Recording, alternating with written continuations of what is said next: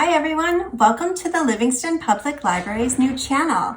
I'm Miss Gina. Thank you so much for being here. I'm so excited to be able to offer you my art class in this format. I hope you really enjoy it. Today, I'm going to show you how to create a cute cacti watercolor painting. So, without further ado, let's get started. Okay, let's go over the supplies that you'll need. First off, I have some Canton's watercolor paper. It is from this block here, cold press, 140 pound weight, which is perfect for what we're doing today. I cut down a little square from the block and I've used some painter's tape to adhere it to just this little piece of cardboard here to help stop the paper from buckling up. Sometimes it does that with the water, perfectly normal, but then when it dries flat and nice. I have my little inspiration picture that I painted for this class while the library was still open. Oh, I miss the library. Okay, then I have 2 containers of water. One is to clean off the dirty brush and the other is used to mix with the clean paints.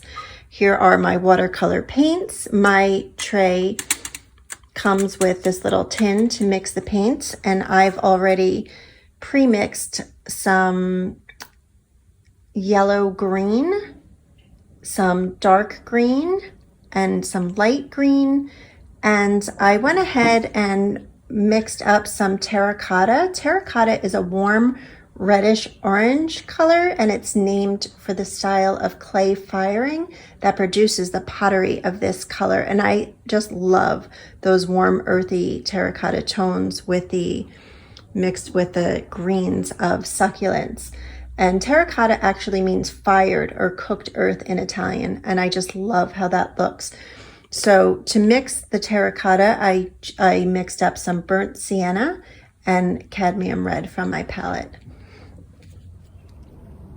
And last but not least, I'm using these paintbrushes. They are from Blick Essentials collection, a couple of different sizes. One is a round, one is a shader, but you can basically use whatever you have on hand.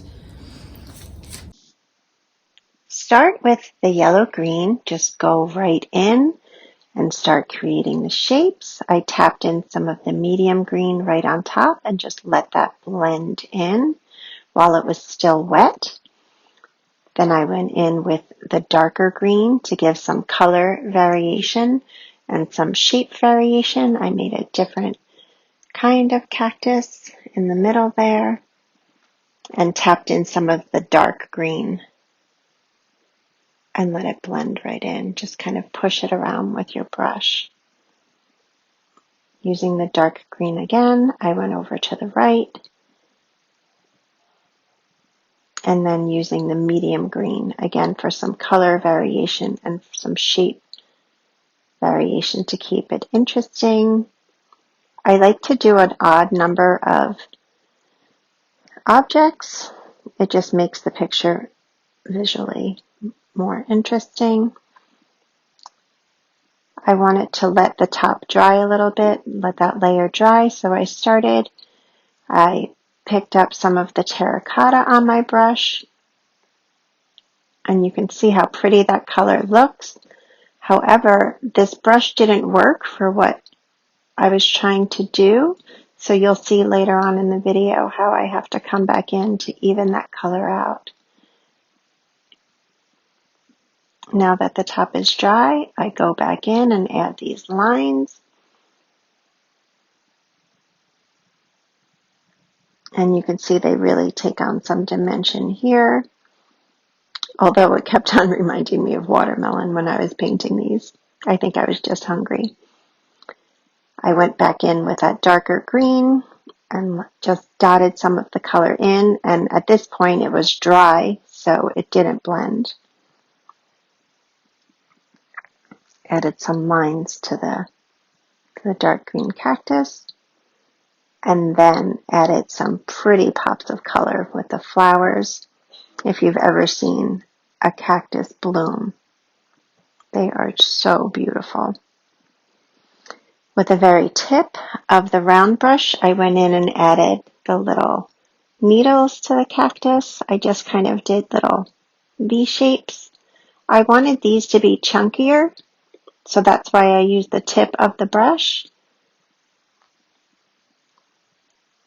You could also take a flat wash brush and just use the bottom edge of that, and you could get the same effect.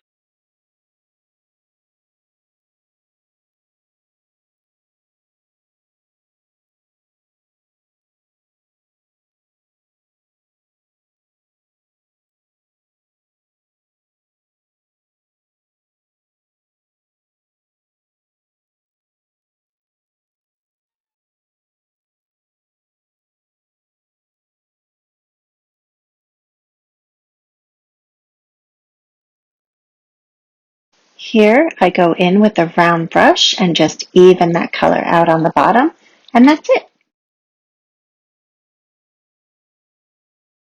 Thanks again for being here. I hope you enjoyed the tutorial.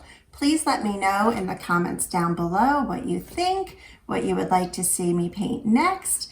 Don't forget to like, subscribe, and share our videos. And until next time, stay safe, be well, happy reading and painting. Bye.